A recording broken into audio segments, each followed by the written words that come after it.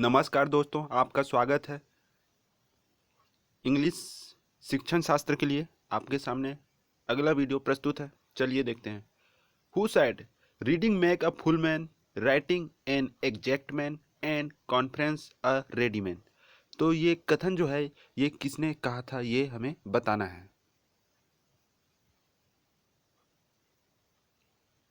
देखिए, Francis Bacon, professor Jespersen, W S Gray, C C Price. तो ये जो कथन था, reading make a full man, writing an exact man and conference a ready man, ये किसने कहा था? ये कहा था फ्रांसिस बेकन ने। याद रखना है, किसने कहा था? Francis Bacon. अगला, faulty reading habit is due to finger pointing, regression movement, subvocalisation, all of this. तो faulty reading habit is due to all of this. Finger pointing, regression movement, subvocalisation, ये आपको याद रखना है। अगला देखते हैं। Children should be touch to write in the beginning. बच्चा जो होता है उसको शुरुआती चरण में किससे लिखना चाहिए? ऐसा सिद्धांतों में किस हिसाब से इसे लिया गया है? तो a chalk, a pencil, a pen, a sketch pen. तो इसका सही आंसर क्या है? अ चाक सही आंसर होगा। अ चॉक, चॉक से write in the beginning. Okay, in the beginning touch to write with a chalk.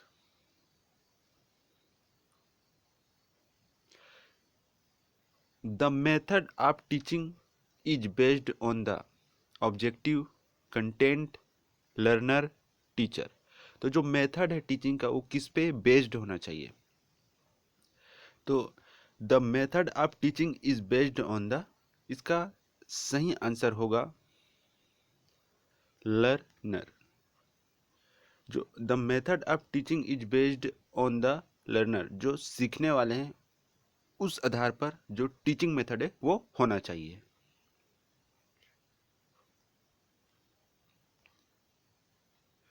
Language learning starts from speaking, writing, listening, reading. तो बताना है कि इसका सही आंसर क्या है। तो language learning starts from listening, option C.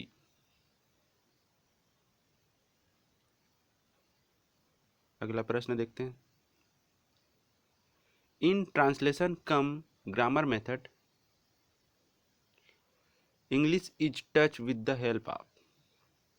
In translation cum grammar method, English is touch with the help of foreign language, internet, mother tongue, none. सही आंसर क्या है इसका? सही आंसर है इसका mother tongue, option C. Option C. आगे चलते हैं। Central university of foreign language CUFL is situated at Hyderabad, Delhi, Chennai, Bangalore. तो जो central university of foreign language CUFL वो सिचुएटेड है, स्थित है हैदराबाद में। ठीक है, ऑप्शन ए इसका सही आंसर है, याद रखना है। अगला प्रश्न देख लेते हैं। The essential characteristic of good books are. देख लेते हैं क्या बोला है। The essential characteristics of good text book, उसमें कुछ पॉइंट्स दिए हैं, 4 पॉइंट्स दिए हैं। उसके बाद आपके सामने ऑप्शंस रहेगा कि इनमें से कौन से पॉइंट्स सही हैं। प्रश्न यही है, the essential characteristic of good text books are. तो पहला पॉइंट देख लेते हैं, इसलिए मैंने ऑप्शन दे दिया है ABCD। 4 पॉइंट्स है यहाँ पे ABCD, और उसके बाद आपसे प्रश्न रहेगा कि इन 4 पॉइंट्स में से कौन सा पॉइंट्स सही हैं। तो पहला देख लेते हैं, the introduction at the beginning and conclusion at the end of the chapter should be given in the text book. बिल्कुल सही है। There should be both practice and text exercise at the end of the chapter, ये भी सही है। The binding should be proper and strong, ये भी सही है। No difficult words and new words are given in the good text book. तो बच्चों के लिए जो टेक्स्ट बुक है उसमें नए नए वर्ड हैं तो उसको इंक्लूड कर दे या कठिन वर्ड को इंक्लूड कर दे, ऐसा नहीं होना चाहिए। तो ये भी बिल्कुल सही है। इस तरह से आपका सही आंसर हो जाएगा ए, बी और सी तीनों सही हैं। अगला देखते हैं, keeping in view the significance of text book, what should keep in his mind while selecting a text book. ये प्रश्न भी पिछले प्रश्न की तरह है जिसमें 4 ऑप्शंस हैं, 4 पॉइंट्स हैं और हमें बताना है कि उनमें से कौन से पॉइंट्स सही हैं। तो चलिए, age, interest and individual differences बिल्कुल सही है। The cover should be attractive and qualitative, ये भी सही है, अट्रैक्टिव होना चाहिए बच्चों के लिए। Textbook should cover the objective of the subject, बिल्कुल। The publisher of the book should be well known, ये जरूरी नहीं है।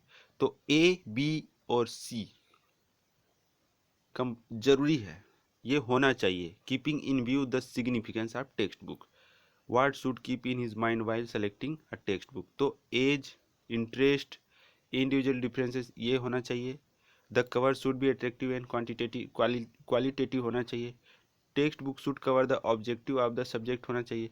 लेकिन पब्लिशर का वेल नोन होना ये जरूरी नहीं है। तो आज की वीडियो में इतना ही। आपका बहुत बहुत धन्यवाद।